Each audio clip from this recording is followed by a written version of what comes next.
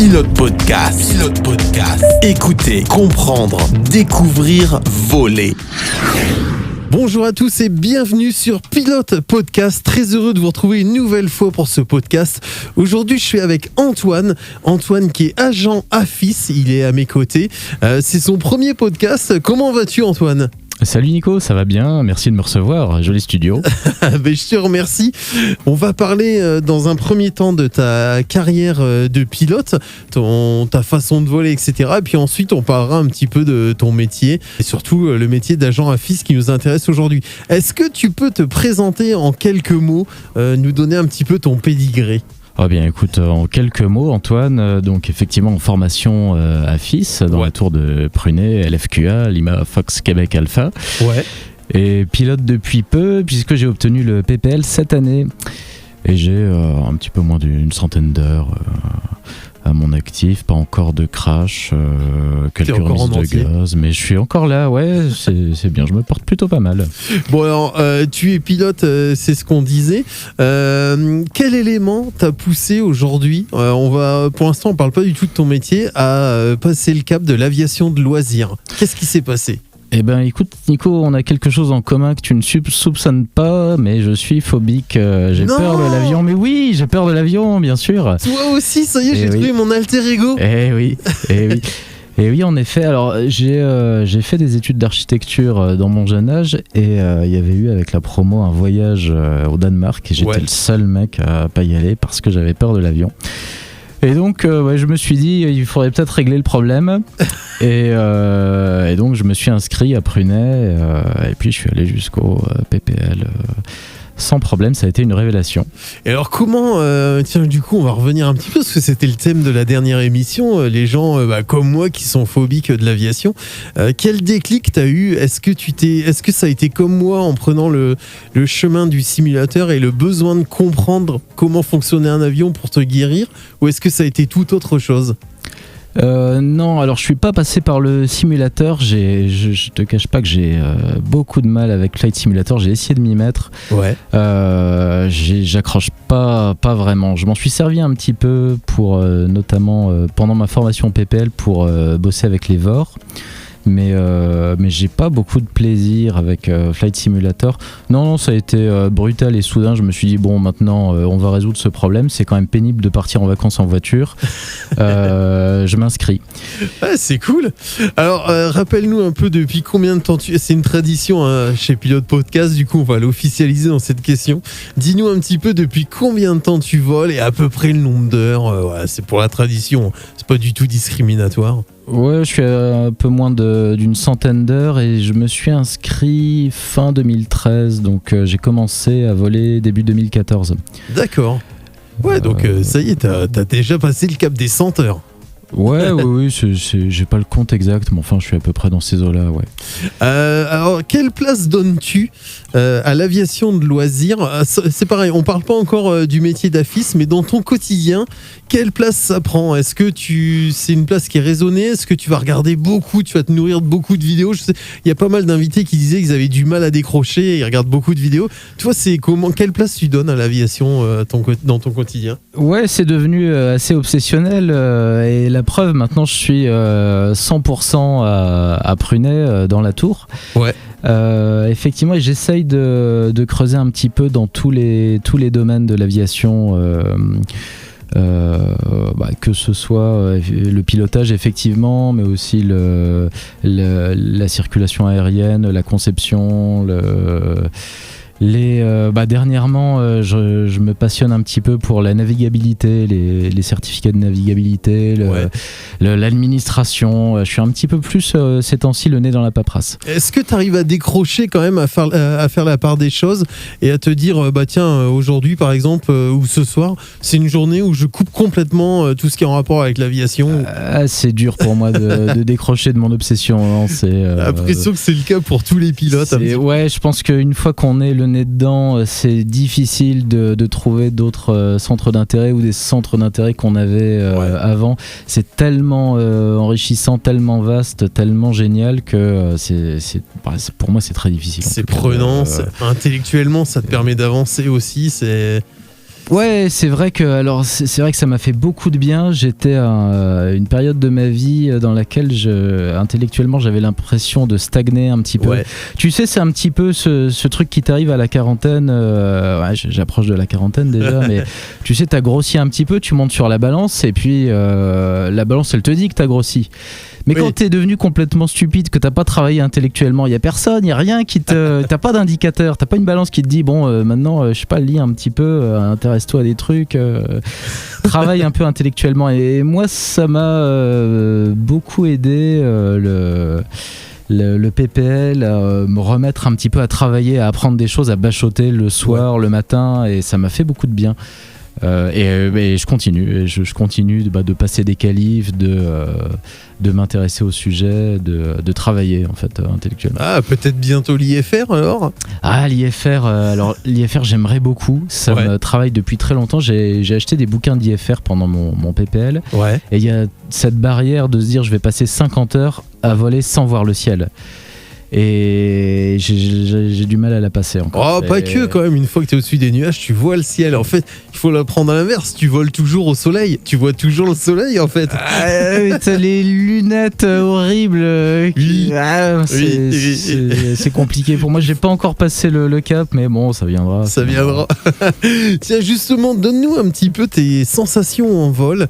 Qu'est-ce que tu ressens quand tu voles? Moi, j'ai toujours tendance à dire que ça me permet de me libérer d'une journée un petit peu harassante. Et des fois, je me dis j'ai un exemple que je donne toujours, c'est que je laisse mes problèmes au sol. Et le fait de voler me permet de me libérer complètement mentalement d'une charge mentale, et même, je dirais même que c'est relaxant. Toi, quelles sont tes sensations en vol? Ouais, je vais pas te surprendre, je suis complètement d'accord. Effectivement, tous les dossiers au sol sont fermés. Tu ne peux plus penser à rien d'autre qu'au pilotage. C'est ça. Et effectivement, c'est un effet complètement relaxant. Le fait d'occuper ton cerveau comme ça, gérer la charge de travail, c'est libérateur aussi. C'est absolument relaxant. Et puis aussi, j'ai cette petite arrogance, ce petit côté, cette satisfaction de poser un avion. C'est quand même, je trouve, extrêmement satisfaisant de faire ça. C'est des sensations incroyables. Et de le poser proprement. Et de se dire j'ai pas trop foiré cette fois-ci. Parce que j'ai volé avec une personne qui me disait bon, du moment que l'avion tant qu'on est posé et pas mort, c'est bon. Bon, ça me satisfait après, pas. Il y a une échelle quand même après sur le posé.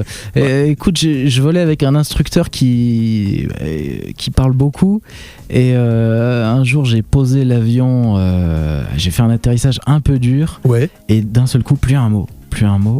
Et donc je libère la piste, je roule sur le taxiway, des minutes se passent, on arrive au hangar, et là il a juste un petit pas terrible. Bon. Tiens, du coup, on déborde sur l'anecdote, mais tiens, est-ce que tu aurais, allez, en plus de celle-ci, soyons généreux, est-ce que tu aurais une anecdote un petit peu sympa, un truc un peu loufoque ou pas, tout autre chose, mais que tu aimerais raconter, qui t'est arrivé en vol, au sol, toujours amateur, on parlera du pro après, mais est-ce que tu as quelque chose comme ça qui te vienne en tête, malgré que celle-là soit déjà pas mal quand même?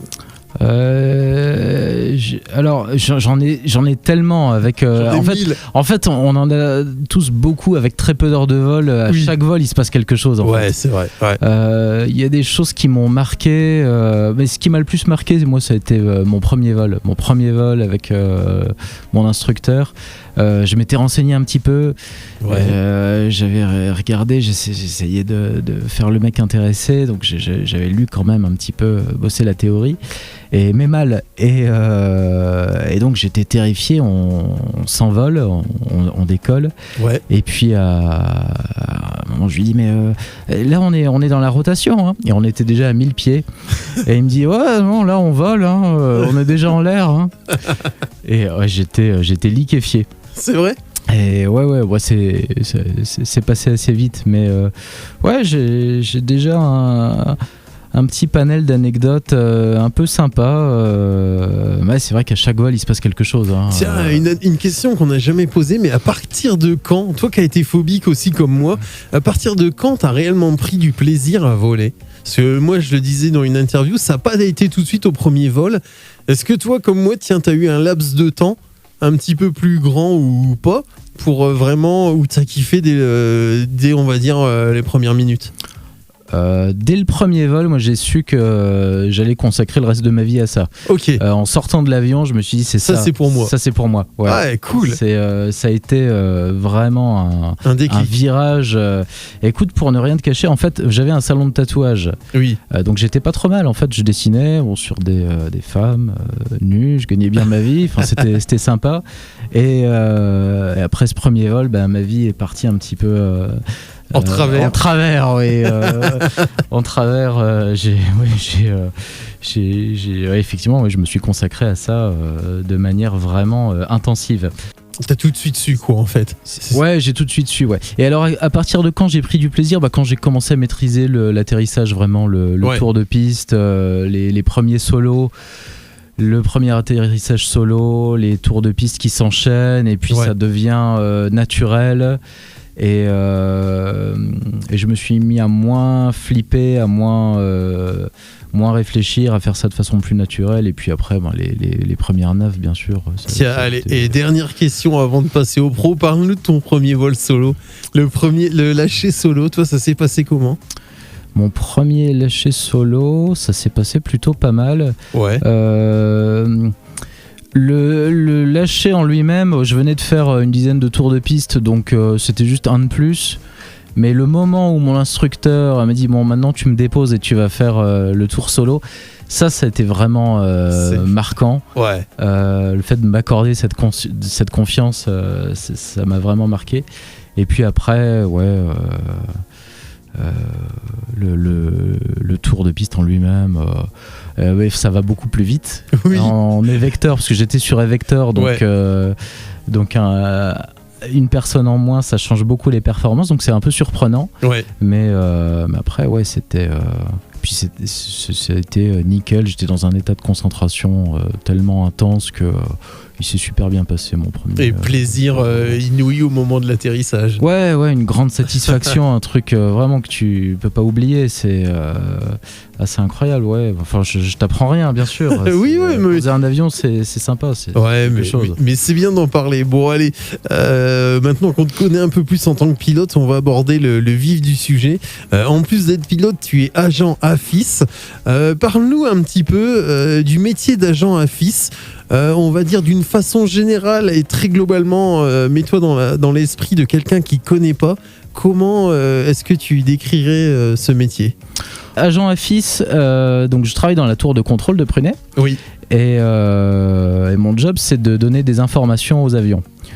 Alors tu sais qu'il y a 3 services de la circulation aérienne, si tu te souviens de ton glig-glig, tu es mettant, qui sont donc le contrôle, l'information et l'alerte. Oui. Et donc nous, on ne contrôle pas, on fait de l'information et de l'alerte. Et de l'alerte, ouais. Donc voilà, mon métier, c'est de décharger un petit peu la charge de travail des pilotes, de la réduire au maximum en leur donnant des informations. Alors des informations qui sont sur la météo, bien sûr, la piste, la nébulosité, et puis des informations de trafic. Oui. Donc pour que les pilotes aient la connaissance des autres appareils dans la circulation d'aérodrome et que tout se passe bien pour eux dans cette circulation. On a un rayon d'action qui est assez limité, qui est vraiment autour de l'aérodrome, et on fournit des informations aux appareils qui sont connus dans cette circulation. Vous êtes des yeux supplémentaires en fait par rapport pour les pilotes. Voilà, c'est ça, on donne des informations supplémentaires, on a connaissance du trafic, on n'est pas en train de piloter, donc ça nous permet de gérer un petit peu plus en détail les positions des uns et des autres. Ouais. Et comme ça, on transmet les informations aux pilotes qui peuvent évoluer et prendre des décisions en fonction en connaissance de ces infos. De ces infos. Alors, pour les plus jeunes qui nous écoutent, est-ce que tu peux nous donner le cursus pour arriver à agent, à FIS, quel est le mode, on va dire, est-ce qu'il y a un mode scolaire comment peut-on devenir agent à FIS? Est-ce qu'on peut le devenir en reconversion? Est-ce qu'on peut le devenir en premier métier? Est-ce que tu peux nous parler de ce cursus et du tien aussi? Ouais, c'est alors moi j'ai fait ça en même temps que mon PPL, ouais. Pour multiplier les casquettes. J'ai fait ça dans un premier temps pour la culture aéronautique, okay. Pour vraiment en savoir plus, être meilleur sur la phraseo, avoir plus de connaissances sur le pilotage. Et donc la première des choses à faire, c'est de faire une formation théorique. Okay. Notamment l'ENAC propose ça, l'ENAC, donc l'école nationale de l'aviation civile, ouais. Qui propose une formation d'agent à FIS qui dure à peu près 2 semaines, okay. qui est très théorique, avec un petit peu de pratique, mais qui un petit peu de simulation, mais qui reste très théorique, qui donne toutes les bases pour après pouvoir faire une formation pratique dans une tour. Ok. Donc j'ai fait ça, c'était en février de l'année dernière, sans avoir de poste en vue, puisque tous les postes à Prunet étaient pourvus, occupés, ouais. Et en fait, il s'est trouvé qu'un poste s'est libéré, donc j'ai candidaté, j'ai été pris, et maintenant je suis en formation pratique. Okay. Dans la tour. La formation théorique, c'est un petit peu moins de 2 semaines. La formation pratique, c'est entre 2 et 4 mois. Ok. Et là, j'en suis à 2 mois et demi. Et alors, cette formation théorique, tu peux la faire de chez toi ou il y a du présentiel à faire dans une école? Non, c'est en présentiel. C'est en présentiel. Donc, effectivement, je suis descendu à Toulouse, à l'ENAC. C'était une expérience extraordinaire d'être dans l'ENAC. Moi, je dormais dans le campus. Ok, ouais. Et c'est incroyable. C'est un peu comme dans les films, tu sais. Oui. Les étudiants se réveillent le matin, ils font de la corde à sauter sur les coursives, il y a une discipline, un engagement qui est incroyable. Ce qui m'a marqué à l'ENAC, c'est qu'il n'y a pas un seul tag, nulle part. Elle est totalement immaculée, c'est nickel, de chez nickel partout, c'est incroyable. Jusque dans les toilettes, tout est nickel, impeccable. Le bureau des étudiants sont meublés par les fauteuils Le Corbusier. C'est vraiment un monde un petit peu à part, un peu choisi. C'était une expérience extraordinaire. Les équipements sportifs sont incroyables. C'est un terrain de volley. Tu recommandes? Je recommande. Si vos enfants veulent faire l'ENAC, c'est pas mal. Je recommande, ouais. Est-ce que tu peux nous rappeler la différence, parce qu'elle existe indéniablement, mais des fois elle a un petit peu du mal à être comprise par certains pilotes. Quelle est la différence entre un contrôleur aérien et un agent à FIS comme toi? Eh bien, c'est la même différence qu'entre Dieu et les architectes. Je sais pas si tu la connais, mais la différence entre Dieu et les architectes, c'est que Dieu ne se prend pas pour un architecte. Oui. Et là, c'est pareil. En fait, les contrôleurs ne se prennent pas pour des AFIS. Oui. Et les AFIS, par contre c'est plus compliqué. Mais effectivement, alors, nous, AFIS, on ne contrôle pas. C'est-à-dire qu'on ne peut pas donner d'ordre aux avions. On ne peut pas leur dire, tu prends tel niveau de vol, tu vas sur tel point, etc. On ne donne pas de clairance. Voilà. Ça nous arrive de transmettre des clairances. Pour les vols IFR qui décollent de chez nous, on appelle SANAPROCH par exemple, et SANAPROCH, donc les contrôleurs nous donnent des clairances qu'on transmet aux pilotes. On peut transmettre des clairances, mais on ne peut pas en donner. Nous, on est vraiment sur de l'information et du service d'alerte uniquement. Ok. On ne gère pas la circulation d'aérodromes. Alors c'est un petit peu... alors parfois les pilotes nous demandent est-ce que je peux faire ça? Est-ce que j'y vais? Est-ce que j'y vais pas? Et ça c'est un peu problématique. On peut pas répondre vraiment. On est obligé de leur donner des formules toutes faites, comme par exemple assurer votre séparation. Ouais, c'est ça. C'est à toi de décider en tant que commandant de bord si tu y vas ou si tu y vas pas, mais nous on peut pas s'engager. C'est ce que je veux dire. Est-ce que ça s'intègre? Est-ce que les pilotes eux-mêmes intègrent facilement ce fait que, moi étant pilote, je me suis déjà retrouvé dans la situation où, par exemple, comme tu dis, est-ce que j'y vais ou j'y vais pas? Est-ce que il y a une réelle demande de la part des pilotes des fois d'avoir entre guillemets une clairance pour y aller, ou est-ce que tu sens à contrario finalement la différence se fait bien, ou alors ça dépend du pilote tout simplement? Non, ça arrive très souvent. Ça arrive plusieurs fois par semaine que des pilotes demandent est-ce que j'y vais, est-ce que j'y vais pas, qu'est-ce que je fais, est-ce que je peux. Ça arrive et donc on peut pas vraiment répondre. On répète les informations qu'on a. C'est ça. Mais on peut absolument pas, et on ne peut pas suggérer aux pilotes de prendre des décisions. On ne peut pas faire ça, c'est interdit. Ouais. La décision n'incombe que au pilote. Ouais. C'est nous. On a une responsabilité qui est celle de transmettre les bonnes informations. Ouais.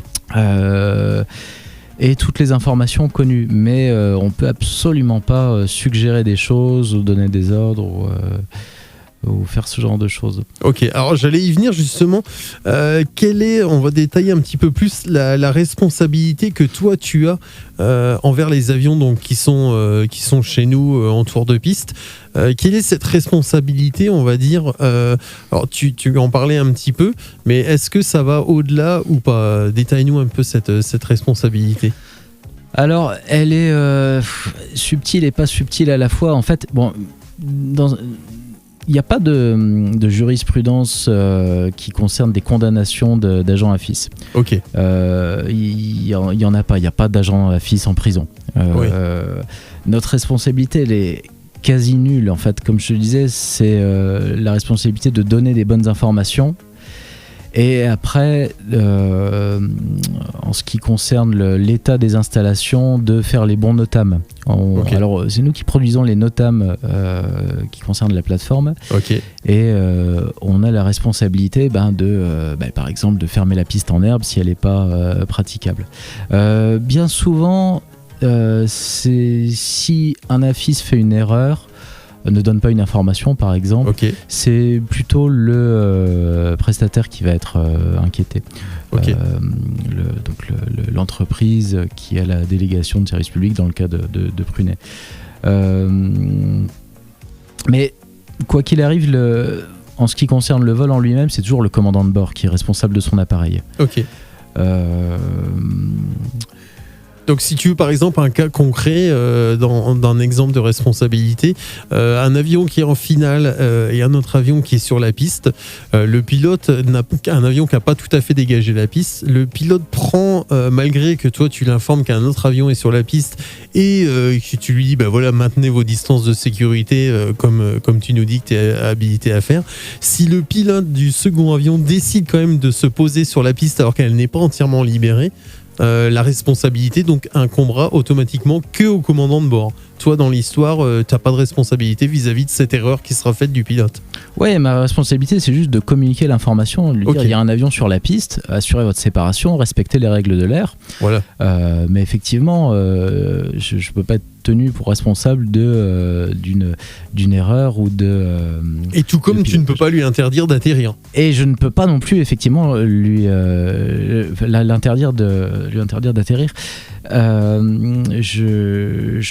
Alors c'est intéressant ce que tu dis parce que je ne peux pas non plus empêcher les gens de décoller, notamment par exemple quelqu'un qui voudrait faire un vol transfrontalier sans avoir déposé un plan de vol. Oui. Je peux pas l'empêcher de décoller. Et si on creuse, je peux pas non plus par exemple empêcher quelqu'un de prendre la piste à contresens. Si par exemple on a la 07 ouverte et qui veut la prendre en 25 à contresens, le commandant de bord est toujours responsable de la conduite de son avion. Nous, en tant qu'AFIS, on communique des informations. On communique des informations, on a par contre le service d'alerte. Et là, on a une responsabilité quand même qui est il faut qu'on puisse transmettre le service d'alerte si par exemple on perd un avion. Oui. Tu sais, tous ces gredinous qui ne rappellent pas en sortie, hein, qui vont travailler sur Roméo et Comic et qui ne rappellent pas en sortie. Ouais, ça m'est arrivé. Oui, bien sûr, ça nous est arrivé à tous d'oublier de rappeler en sortie. Bien sûr, ouais. Et donc, nous, on doit immédiatement paniquer tout le monde. Donc on a un téléphone avec plein de boutons. J'appuie sur tous les boutons et puis je dis je m'appelle Antoine et j'ai perdu un avion. Avant, il s'appelle Lima Hotel, il a dit qu'il a travaillé sur Roméo et Comic et il n'a pas rappelé en sortie, au secours. Avant, tu lui as fait un petit message quand même pour te rappeler son bon souvenir. Ouais, alors si je l'ai encore en fréquence, oui, bien sûr. Vous êtes en sortie, Lima Hotel. Ouais, c'est ça. M'oubliez pas, mais ça arrive. Alors ça arrive fréquemment que d'autres organismes nous appellent en nous disant est-ce que tu as un avion en ligne ? Nous, on l'a pas. Il a pas rappelé en sortie où il est. On fait très attention à ça. Ça, effectivement, c'est une des responsabilités qu'on a, le service d'alerte. On doit s'assurer que tout le monde est en bonne santé, connecté avec quelqu'un au sol. Ouais, c'est ça, que l'avion n'est pas perdu dans la nature. Que l'avion n'est pas dans la nature, ouais, absolument. Ouais. Explique-nous, tiens, on va dire une journée type, lorsque tu débutes ton boulot. Comment que ça se passe pour toi ? Il est quelle heure ? Il est 5h du matin ? Il est 9h ? Tiens, explique-nous un peu une journée type. Comment que ça s'organise pour toi ? Ouais, j'arrive à 8h, donc j'ouvre l'aéroport, je monte dans la tour, je commence par regarder les plans de vol. Ok. Donc on a les plans de vol qu'on reçoit, donc les arrivées et départs IFR, VFR. Donc je prépare des strips qui concernent donc ces avions qui vont arriver ou partir. Donc on précise, les strips, c'est des bandes de papier. C'est des bandes de papier, on travaille avec des bandes de papier. Ouais. Qu'on manipule sur le bureau pour matérialiser un petit peu, visualiser les positions des uns et des autres. C'est ça, une bande de papier égale un avion. Voilà. Et sur cette bande, donc il y a l'IMAT de l'avion, son type. Ouais. Donc Fox Hotel Delta Lima Hotel, type et vecteur, nombre de personnes à bord, et puis les intentions, donc le trajet, est-ce que c'est un vol local, des tours de piste, destination Épernay, etc., etc. Ok.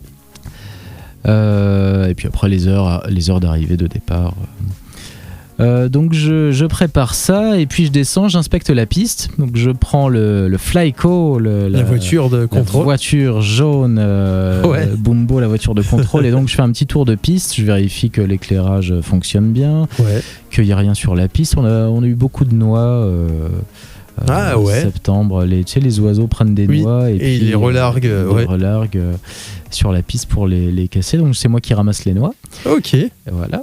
Pour que tu puisses te poser sans crever les pneus du Charlie Charlie. Ouais, sans prendre une noix, j'inspecte les pistes, je vais inspecter les hangars, taxiway, etc. Et puis si tout va bien, je remonte dans la tour. Ok.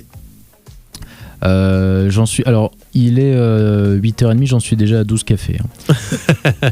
Minimum. Je remonte dans la tour et puis là, j'ai une fiche d'ouverture et donc je teste tout l'équipement. Okay. Radio portable, portail, sirène, sono extérieur, etc., etc. Et puis une fois que tout est en place, j'ouvre, donc j'appelle le BTIV SN Approche. Oui. Pour leur dire qu'on ouvre le service et je prends le micro et j'ouvre le service. Donc j'essaie de prendre ma plus belle voix, j'essaie de faire généralement la voix du doubleur de Arnold Schwarzenegger. Le baryton. Voilà. et là c'est parti, les avions arrivent, avions partent et ça commence jusqu'à la pause. Petite pause à midi et puis on repart l'après-midi comme ça. Sur le service AFIS. Ok, alors j'avais une question, j'avais entendu parler que vous écoutiez aussi ce qui se passe la nuit quand l'aérodrome est fermé. Alors moi j'appelle ça une pige, parce qu'en langage radio on appelait ça une pige, mais vous suivez un petit peu ce qui se passe à la fermeture ou c'est quelque chose qui vous intéresse pas ou vous n'avez tout simplement pas le temps de suivre ce qui a pu se passer ? Si, alors effectivement, on est agent AFIS, mais on est aussi employé du prestataire. Ouais. Et donc, on a pour mission aussi de gérer la facturation de tous les mouvements de la plateforme. Ok. Et alors, effectivement, on écoute ce qui se passe la nuit. Donc, les apéros, les gens qui chantent sur la fréquence, tout ça, on les a. Les gens qui ont fait de beaux apéros, on va dire. Et oui, on écoute tout ce qui se passe, on comptabilise les mouvements, on les note, on les enregistre. Et alors ça dépend des nuits. Il y a des nuits avec beaucoup de mouvements, il y a beaucoup de vols de nuit, notamment. Il y a beaucoup de Parisiens qui viennent s'entraîner à Prunay la nuit. Ouais. Et voilà. Et puis bon, on fait des rapports d'incidents, des petites contraventions pour les gredinous qui ont fait n'importe quoi sur la fréquence. Ah, alors tiens, justement, tu parles de contraventions, donc vous pouvez dresser des contraventions. Parle-nous, est-ce que tu peux en dire plus ? Oui. Alors oui, on a pour mission aussi de faire respecter les règles de l'air et donc de reporter tout acte qui serait en dehors de ces règles. D'accord. Un CPI, ouais. Alors, on a plusieurs façons de reporter des incidents. Ce qu'on fait le plus, ce sont des CRESNA, qui sont des rapports d'incidents. Par exemple, un stylo qu'on aurait retrouvé sur le taxiway et qui constituerait un danger pour tous les appareils au roulage. On fait un rapport qu'on fait remonter donc à la DGA et DGAC, pardon. Et donc les CPI, oui, des rapports d'infraction. Donc comme tu disais, par exemple, un avion qui se pose alors que la piste est occupée. C'est ça. Donc ça fait quand même partie d'une infraction. Ça fait partie de nos missions, effectivement, c'est de faire remonter tout ce qui sort du cadre de l'aviation générale, des règles de l'air. Ok. Une question par rapport à la charge de travail mental et la masse d'infos. Il m'est arrivé plusieurs fois d'être, comme tout le monde, dans un circuit de piste bien chargé, avec 5-6 avions qui soient soit entre moi, soit avant ou soit après. Comment est-ce que vous arrivez à gérer cette masse d'infos ? Parce qu'effectivement, nous déjà, pour avoir une visualisation un petit peu spatiale de ce qui se passe, c'est assez compliqué. Et vous, je me dis, en fait, chacun s'annonce vente arrière, chacun s'annonce finale. En fait, vous recevez un flot d'infos qui me paraît assez énorme. Comment gérez-vous ça ? Est-ce que vous avez des tips, des petites astuces ? Comment toi tu gères ça ? Tu sais, moi je m'en remets à Dieu. Tu fermes les yeux. Voilà. Pour les points de report, je m'en remets à quelque chose de supérieur. On peut pas tout gérer. On peut pas. On peut pas. Donc il faut bien à un moment donné. Alors ce que j'ai, moi, j'ai des dés. Et du coup, je lance les dés. Et, pour savoir lequel tu vas aider. Voilà. Vous êtes 4, vous êtes 5. Non. Et non, alors effectivement, plus sérieusement, la charge de travail, elle varie au cours de la journée. Et bien généralement, les avions arrivent en même temps. Par exemple, en fin de matinée, pour se poser, aller manger au resto. C'est là que tous les ADR 400 arrivent, parisiens, pour venir au resto. Tous en même temps. Ils arrivent tous en même temps et ils sont 5 vers la verticale des installations. Et effectivement, c'est compliqué à gérer. Alors, moi, je suis encore en formation, je suis pas encore agent infis, il faut le redire quand même. Et c'est vrai que la charge de travail, elle est vite... je sature très vite. Elle est vite intense pour moi. À partir de 6 ou 7 avions, ça devient très compliqué. D'autant que tout le monde fait pas le même tour de piste. Tout le monde ne s'intègre pas de la verticale vers la vente arrière dans les mêmes conditions. Verticale vers début de vente arrière, vers milieu de vente arrière, vers base parfois, comme tu l'as vécu mardi dernier. Ouais, tout à fait. Donc, il faut pouvoir gérer ça. Et c'est vrai que la charge peut augmenter très vite, d'autant que généralement on est en même temps au téléphone avec son approche. Généralement il y a quelqu'un d'autre dans la tour qui parle, qui transmet des infos. On peut avoir un stagiaire, le patron. C'est donc, et puis il faut écrire en même temps, et on a en même temps les écrans, donc ça peut vite beaucoup d'infos. Ça peut vite saturer. L'avantage que j'ai en étant pilote, c'est que moi j'ai pas vraiment de stress. Je sais bien qu'au final les mecs en l'air vont s'éviter. Je suis pas stressé, j'ai pas vraiment peur du crash. C'est vrai qu'on voit beaucoup de convergence dans le tour de piste. voit des avions qui convergent.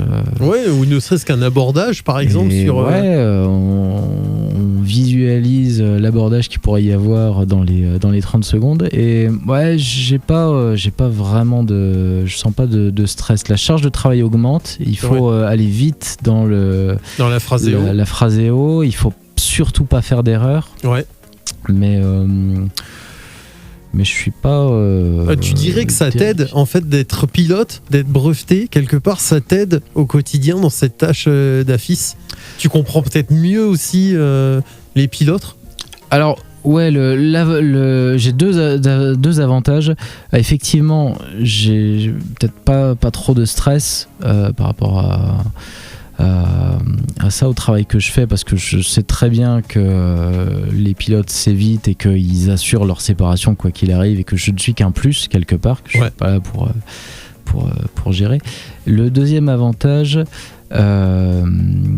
c'est que peut-être je suis un peu plus indulgent, parce que effectivement j'ai conscience de la charge de travail, et notamment par exemple t'as Lima Hotel qui s'annonce, qui arrive de l'Est. Et en fait, je sais très bien que c'est pas Lima Hotel, qui s'appelle en fait Eco India, et qu'il arrive du Nord. Ouais. C'est pas grave, je lui en veux pas, parce que je sais très bien qu'il est il a son carbu en train de geler, il est à côté d'un nuage, il a son Pax en train de gerber. Puis son instructeur lui met la pression. Donc... Voilà aussi, ouais. Alors oui, quand c'est des élèves, oui, c'est plus cool aussi. C'est cocasse. Alors c'est cocasse parce que étant moi-même élève AFIS, et parlant à un élève, on est deux élèves. On fait des erreurs tous les deux. On est indulgent l'un envers l'autre. Ouais, c'est ça. Deux erreurs s'annulant, finalement c'est bon. Voilà, ça passe. Au final, ça passe. Mais oui, je comprends parfaitement la charge de travail qu'on peut avoir dans un cockpit, et donc.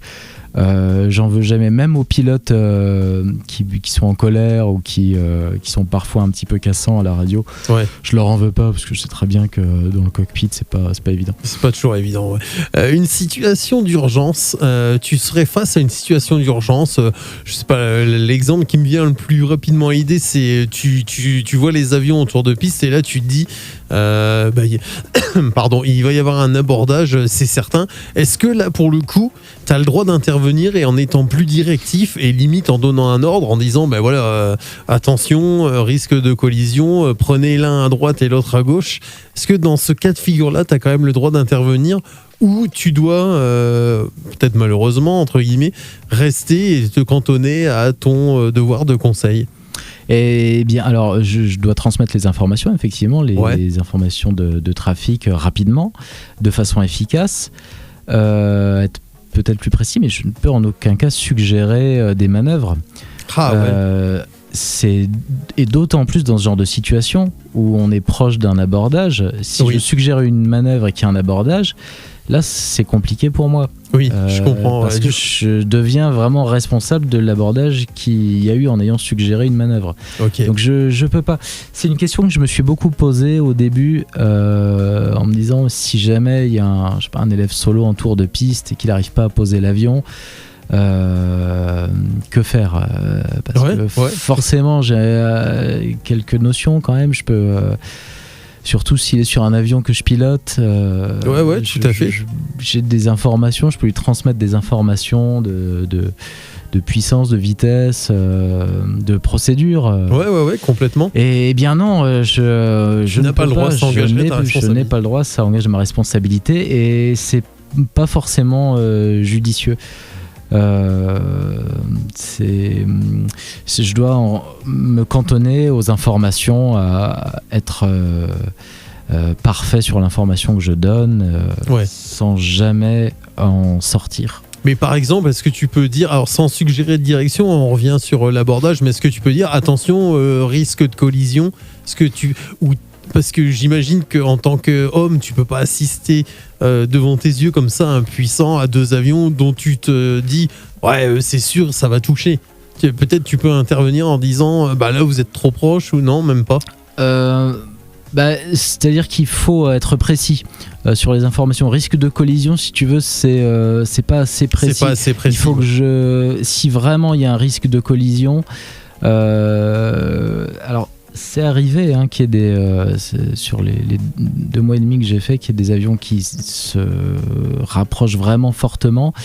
Généralement, on arrive à donner une position au pilote. Vous avez un Cessna dans vos 2 heures. Ouais. Est-ce que vous le voyez ? Et quand on en arrive là, il faut être précis sur les positions. Sur les positions, ouais.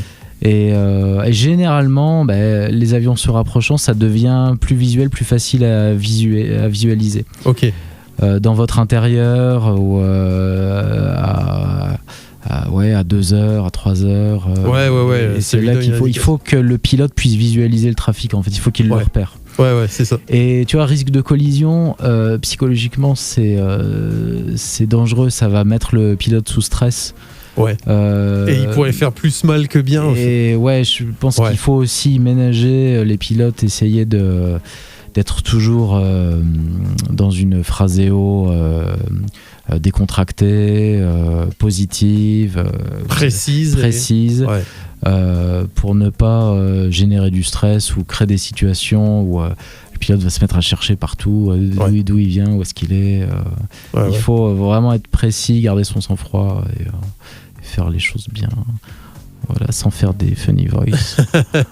Est-ce que, j'allais te dire, moi, de mon expérience de pilote, je me sens plus en sécurité sur un terrain à FIS versus... T'as bien tort, quand c'est moi à la radio, t'es en danger, mon ami. Ouais, mais j'ai peut-être cette fausse sensation où je me sens plus en sécurité avec un terrain à FIS plutôt qu'un terrain en auto-info.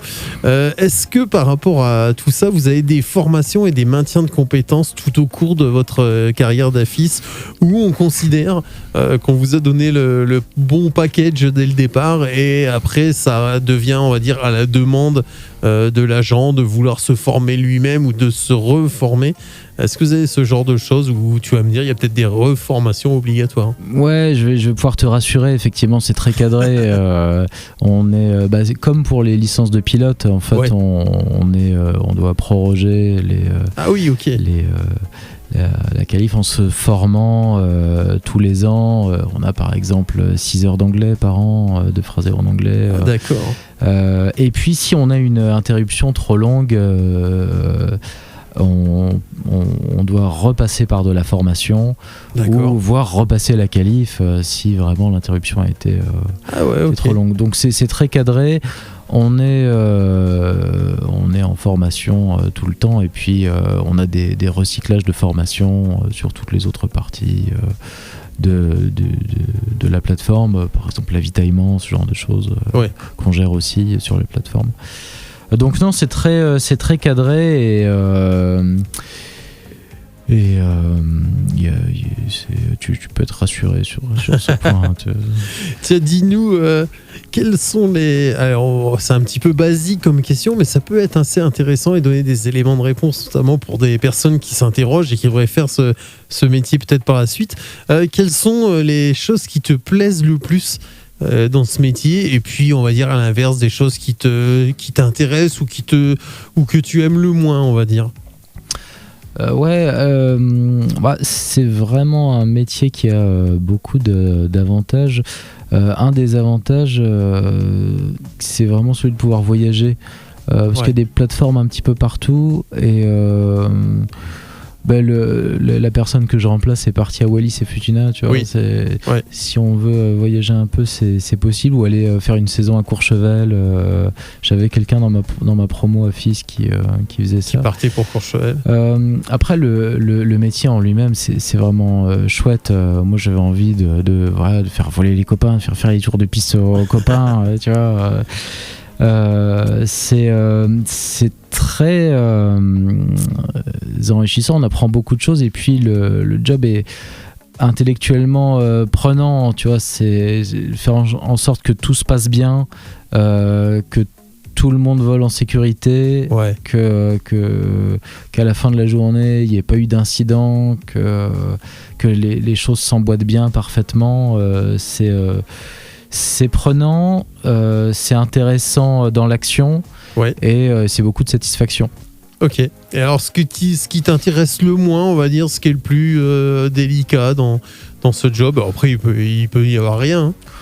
Ouais, moi j'aime bien tous les aspects de ce métier, un petit peu comme un cuisinier dans son restaurant aimerait dresser les assiettes, mais aimerait aussi le service, aimerait aussi la plonge. Je pense que tout est intéressant, vraiment tous les aspects, vraiment quand on creuse sur la plateforme. Entretien, etc. Tout est vraiment intéressant et c'est un petit peu la force de ce métier, c'est d'avoir beaucoup de polyvalence. Ouais. On gère tellement d'aspects qu'on connaît très bien la plateforme et en fait on s'ennuie jamais parce qu'il y a toujours quelque chose. Il n'y a pas d'aspect routinier en fait. Il y a peu de routine. Il y a toujours quelque chose à faire, quelque chose à gérer, une situation nouvelle. Ouais. C'est un petit peu la difficulté de la formation aussi. Ouais. C'est que je peux pas me baser sur une routine. À chaque pic de fréquentation, la situation est différente. Ouais, je comprends. Et on ne peut pas avoir un système et se dire je vais faire comme ça, je vais suivre telle procédure, ce sera comme ça. Non, il y a toujours un imprévu, quelque chose qui vient changer. Et comme quand tu es en vol, finalement, à chaque vol, il se passe un truc que tu n'avais pas prévu. Tu te dis qu'est-ce qui se passe et tu as une histoire à raconter. Et là, c'est un peu pareil dans la tour. Chaque situation est un petit peu différente. C'est pour ça que la formation est très compliquée, c'est que c'est énormément de débriefs et chaque situation doit être débriefée. Doit être débriefée à chaque fois. C'est épuisant, c'est des journées épuisantes en formation parce que c'est 2 messages, boum, un débrief, 2 messages, boum, un débrief, 2 messages, boum, un débrief. Et c'est compliqué de faire autrement parce que il y a tellement d'imprévus, de situations différentes. Il n'y a pas de routine, il n'y a pas de système qu'on pourrait mettre en place. Non, mais c'est très bien, au moins ça pérennise ton métier. Une question que je pose, tu sais, j'ai toujours une question que je pose à des gens qui sont, enfin, à une personne qui est complètement en dehors du métier ou du milieu. C'est ce que j'appelle la question neutre. Elle est toute simple, tu vas voir. Est-ce que tu reconnais? Alors maintenant, depuis, tu me disais que tu es depuis quelques mois à Fis, à Prunet. Est-ce qu'il t'arrive maintenant d'arriver à reconnaître les personnes que tu entends, les voix que tu entends dans les avions? Ouais, tout le monde. C'est vrai? Ouais, sur la plateforme, tout le monde, ouais.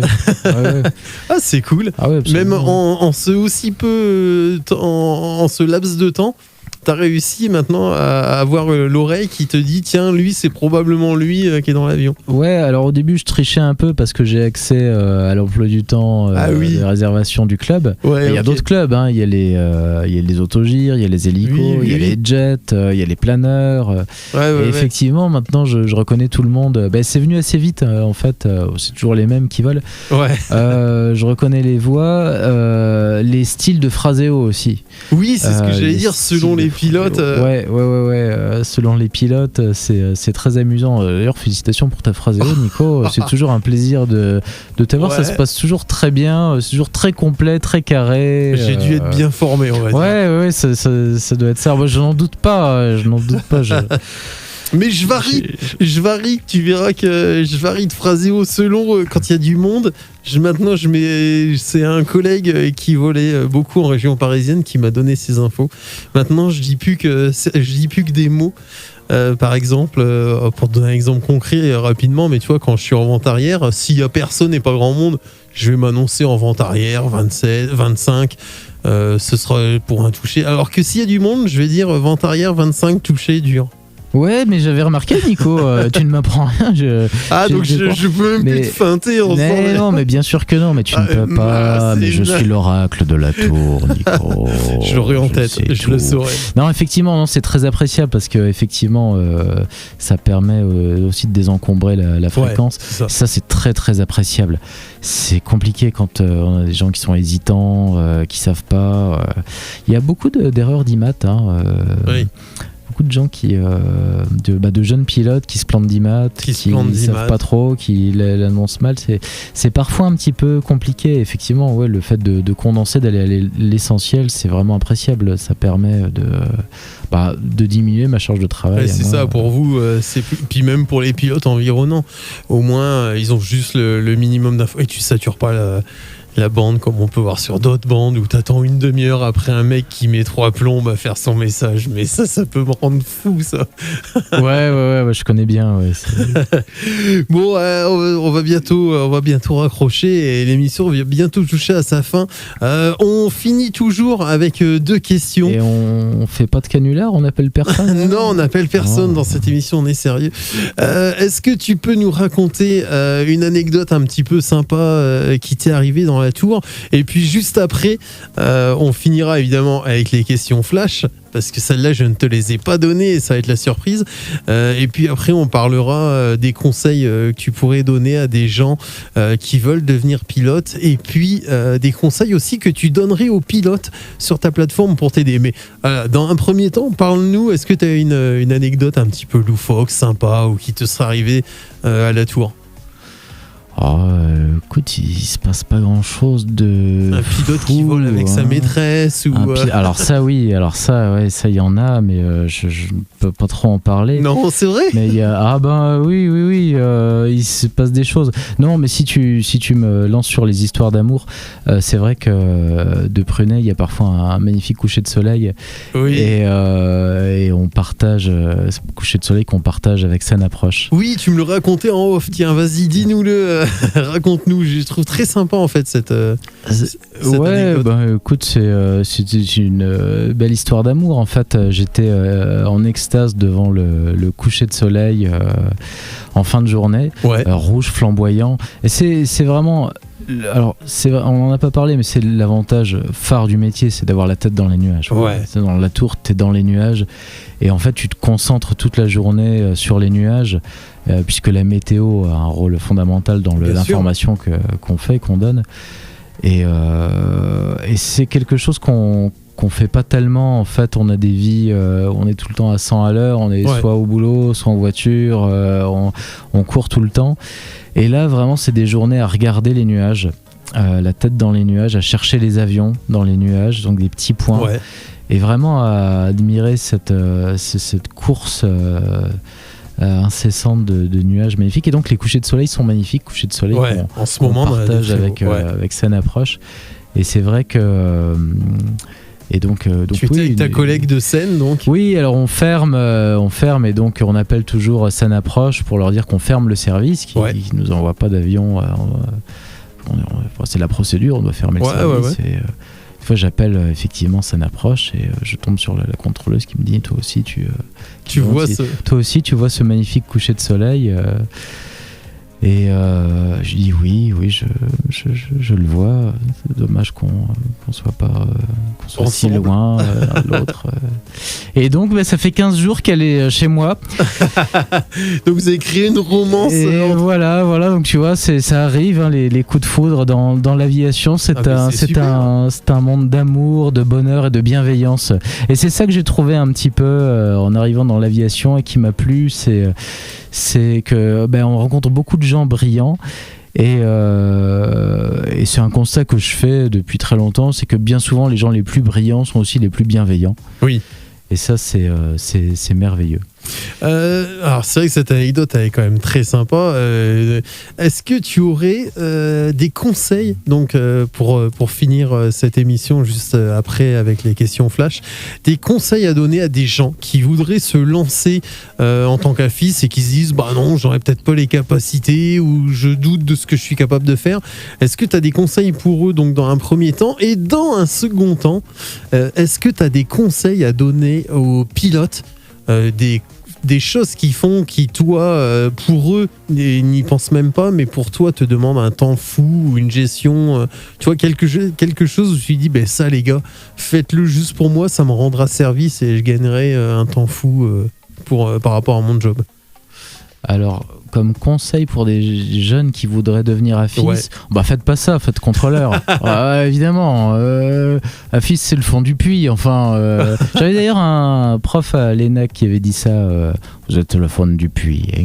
Vous serez encore bien content qu'on vous invite de tondre la pelouse sur vos petits terrains de merde. Oui. Mais sérieusement, l'anglais. L'anglais est un must. L'anglais, c'est un must. C'est ce que je dis aux stagiaires de 3e. l'anglais parce que because I can speak English but only with a real Australian accent, mate. Et donc voilà, tu vois, mon accent australien est un peu problématique pour faire de la tour. Pour faire de la tour. Puis après, être bon en maths, en français, en géo. Ouais, le classique. Ouais, oui, hériter de la philosophie des Lumières, on peut tout maîtriser. Mais surtout l'anglais, quoi, d'une façon générale, un must. Ouais, voilà, puis s'intéresser à l'aviation, évidemment. Ouais, oui, aussi. Ouais. Et pour les pilotes, est-ce que tu as un truc à quelque chose où tu te dis je sais pas, mettre un gilet par exemple, on sait jamais sur la plateforme si de mémoire je crois que le gilet n'est encore pas rendu obligatoire, mais une fois un contrôleur qui est instructeur me disait ça les aide les AFIS de voir quelqu'un avec un gilet par exemple. Alors ouais, c'est vrai qu'on en a pas parlé, on gère le sol aussi. Oui. Et c'est parfois plus compliqué que l'air. L'air parce que les parkings sont vite encombrés. Ouais. Ouais, écoute, moi les gilets, oui, c'est mieux, c'est sûr. C'est mieux d'être un joli point jaune quand tu cours sur le taxiway pour récupérer ta casquette qui s'envole. Oui, soit un joli point jaune. Ouais. Non, aux pilotes qui volent, non, allez voler ailleurs parce que ça te fera moins de boulot. Ça me fera moins de boulot. Non, écoute, les pilotes ils connaissent leur boulot, ils connaissent le boulot. Mais super. Il n'y a pas vraiment de problème. On n'a pas, j'ai pas rencontré de pilote vraiment à la ramasse. Tu vois, qui te demandait une charge supplémentaire. Pilote du dimanche qui sait pas ce qu'il fait. J'en ai pas eu. Alors bien sûr, il y a des erreurs, mais qui sont liées à la charge de travail. Mais enfin, ça, il y en a tout le temps, quoi. Enfin, chaque jour, c'est des trucs qui paraissent improbables. Un petit peu comme quand tu lis ces bouquins horribles, erreurs de pilotage, où t'as l'impression que les mecs sont des abrutis. Et ils sont un peu dépeints comme tels. J'ai fait l'erreur d'en commander un. J'ai fait ça aussi. Et c'est vrai que ça fausse un petit peu. Et ça fait même peur. Et ça fait peur, ça fait peur. Ouais. Bon, allez, finissons juste après. Je te laisserai la main si tu as un dernier mot, le mot de la fin à nous donner. Tu sais que dans Pilote Podcast, il y a une tradition qui est les traditionnelles 10 questions flash. C'est 10 questions où tu ne dois répondre que par un des mots qui est posé dans la question. Je pense que tu connais, tu as déjà écouté le podcast. Ouais. C'est vrai qu'à force, c'est plus une surprise pour vous, mais ça a le mérite d'être là et de comparer un petit peu selon les invités. En fait, on découvre des choses un peu nouvelles. La première question, c'est est-ce que tu es plus Boeing ou Airbus ? Et donc là, je réponds un seul mot. Ouais. Et plus. Perdu. C'était soit Boeing ou Airbus. Non, Airbus. Tout le monde répond Airbus. Il y en a qui répondent Boeing. Oh, les traîtres. Toi, tu es voltige. Tu préfères voltige ou vol promenade ? Pépère, tranquille. Voltige, pas encore. Pas encore, j'aimerais bien voltiger un peu. C'est un truc qui me plairait bien, je pense. Donc promenade, mais vers la voltige en fait. Pourquoi pas. Pourquoi pas. Ok, alors là, il y a un piège, il y en a 3. Tu es plus GPS, VOR ou carte ? Moi j'aime bien le VOR, j'aime bien les triangulations VOR, je trouve que c'est un petit peu classe de voler au VOR. Voler au VOR, ouais, j'ai fait ça sur Flight, je me suis entraîné à voler avec les VOR. C'est très sympa. Je trouve ça cool. Ouais. On en parlera, tu vois, il y a plein d'autres choses que le VOR. Moteur, réacteur ou turbine ? Piston, c'est pas dans le... moteur, donc moteur à piston, ouais. Piston, non, planeur, tiens. Mais ça c'est après. Alors du coup, on va dire que t'es plus moteur à piston. Ouais, piston, oui, bien sûr, le Rotax, le moteur incroyable. Bien sûr. Que tu vois chaque fois dans Infopilote, le moteur improbable, impossible, que personne ne pensait, le Rotax. C'est vrai, le Rotax. J'adore son nom, Rotax. Si j'ai un chien, je l'appellerais Rotax. Vent de face ou vent de travers pour vent de travers, mais clairement vent de travers. Ah ouais, mais ouais, le décrabage de la mort. Ah, vous êtes joueur. Mais bien sûr, le vent de travers, 20 nœuds, bam. IFR ou VFR? Ah, IFR, la barrière des 50 heures avec les lunettes. Mais je la passerai, bien sûr. Tu viendras. Kiss landing ou hard landing? Ouais, j'aimerais dire Kiss Landing, mais j'ai tendance à faire de temps en temps des petits c'est landings vrai un peu. On le fait tous. Ouais, j'avoue. Au sol ou en l'air? Au sol ou en l'air, ça dépend de l'activité du coup. En l'air toujours, bien sûr, mais quelle question piège, mais bien sûr. Seul ou accompagné? Seul accompagné, évidemment. Accompagné. Et avec ou sans moteur? Avec moteur évidemment. On a moins chaud quand même. J'ai un instructeur qui me disait que quand le ventilateur de devant s'arrête de tourner, on a tout de suite beaucoup plus chaud dans le cockpit. Ouais, non. Alors planeur, autant la voltige, ça me titille un peu. Le planeur, pas du tout. J'aime bien les remises de gaz. J'aime bien quand même pouvoir faire des remises de gaz. Et puis moteur, bien sûr, le bruit du moteur, le pétrole que tu mets partout, les pannes, moi j'ai jamais été plus heureux en avion que quand on a eu j'étais avec mon instructeur et d'un seul coup on s'est mis à sentir une odeur de cramé. Ouais. Je lui dis disons sans le cramer quand même. Et là il dit plus rien. 15 secondes, et ça sent le cramé. Ouais, ça sent le cramé. Ouais, prépare-toi à faire ton message d'urgence. On va certainement se poser là. En campagne.